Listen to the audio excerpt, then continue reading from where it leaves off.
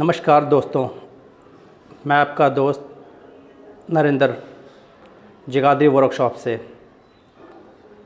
NREU का working president कार्यकारिणी अध्यक्ष। साथियों, सरकार हमारे साथ क्या कर रही है इसके बारे में आपसे चर्चा करूंगा। उससे पहले मैं आपसे एक बात कहना चाहता हूं, आप मेरे YouTube चैनल को सब्सक्राइब कीजिए, लाइक कीजिए और शेयर ज़रूर कीजिए। चलो आज बात करते हैं हम सरकार की। सरकार ने श्रम कानून बदलाव किया है। आपको सबको पता लग चुका होगा, मेरे जितने भी कर्मचारी भाई हैं या प्राइवेट मजदूर हैं। पहले ऐसा कानून था अंग्रेज़ों के समय में कि मज़दूर 12-12, 13-13, 14 घंटे काम करता था। उनको सिर्फ खाने की सुविधा मिलती थी और कुछ नहीं। बहुत ही अत्याचार होता था। उसके बाद हमारे कर्मचारियों ने लड़ाई लड़ी, आंदोलन किए, अपनी कुर्बानियाँ दी, बलिदान दिए। उसके बाद जाके हमें 8 घंटे की जॉब फिक्स की गई, बहुत सारे भत्ते दिए गए, सैलरी मिलने लगी। लेकिन आज क्या हो रहा है, सरकार फिर तानाशाह हो चुकी है। वही अंग्रेज़ों का काला कानून मज़दूरों के ऊपर लागू किया जा रहा है। आज सरकार ने 12 घंटे की जॉब कर दी है। ये श्रम कानून में बदलाव है। दूसरा, जितने भी कंपनियां हैं, फैक्ट्रियां हैं, उनको पूरी छूट दी गई है कि आप जैसे मर्जी जो मर्जी करके मजदूर से काम ले सकें, सिर्फ हमें प्रॉफिट चाहिए। तो साथियों, ये काला कानून है। अब गुजरात में जितने भी बीजेपी शासित राज्य हैं उनमें ये कानून लागू हो रहा है। ऐसा नहीं है कि बीजेपी इसमें शामिल है, कांग्रेस ने भी राजस्थान में करना शुरू कर दिया। ये दोनों बड़ी पार्टियां सिर्फ दिखावा करती हैं हमारे हक का, लेकिन हकीकत में ये पूंजीपतियों की पार्टी है, पूंजीपतियों के लिए काम कर रही हैं और मज़दूरों का शोषण किया जा रहा है। ये तो होगी छोटी सी बात श्रम कानून की। अब बात करते हैं जो कोरोना वायरस चल रहा है हमारे देश के अंदर, उसमें सरकार क्या कर रही है। आपने सुना होगा, न्यूज़ पढ़ी होगी, देखी होगी। जितने भी वर्ल्ड में देश हैं, जितने भी पूरा वर्ल्ड अपने जनता के लिए अच्छे अच्छे पैकेज, उनकी सुविधा दे रहा है।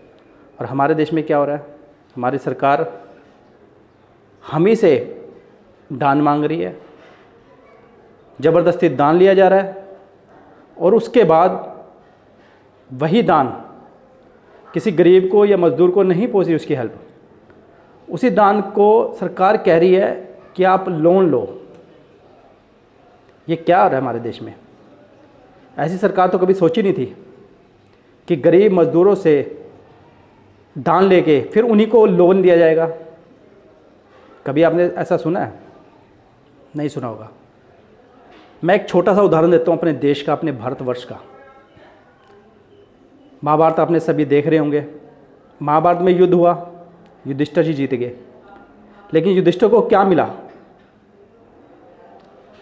हजारों लाशें, उजड़ा हुआ धन, एक ऐसा राज्य मिला उसे जो बिल्कुल उजड़ चुका था। लेकिन उसने अपनी नीतियों के कारण, अच्छे नीतियों के कारण फिर से एक मजबूत राज्य, मजबूत देश खड़ा किया। आज की सरकार क्या कर रही है? अपनी नाकामियों को छुपाने के लिए दूसरों को कोस रही है। मैं सिर्फ अपने मजदूर भाइयों की बात करूंगा, ज़्यादा नहीं बात करूंगा। हमें अब ठोस कदम उठाने की ज़रूरत है। मैं एक यूनियन का कार्यकारिणी अध्यक्ष हूँ और मैं पूरी जिम्मेवारी के साथ कहता हूँ कि हमारी यूनियन अपने मजदूरों के साथ खड़ी है। हमें एक लंबी लड़ाई लड़ने की ज़रूरत है। कोरोना वायरस के आड़ में 20 लाख करोड़ का पैकेज जो घोषणा की गई है वो एक दिखावा है। उसमें कहा गया कि लोन लीजिए, वो लोन किसी गरीब को नहीं मिलेगा, वो लोन पूंजीपतियों को मिलेगा।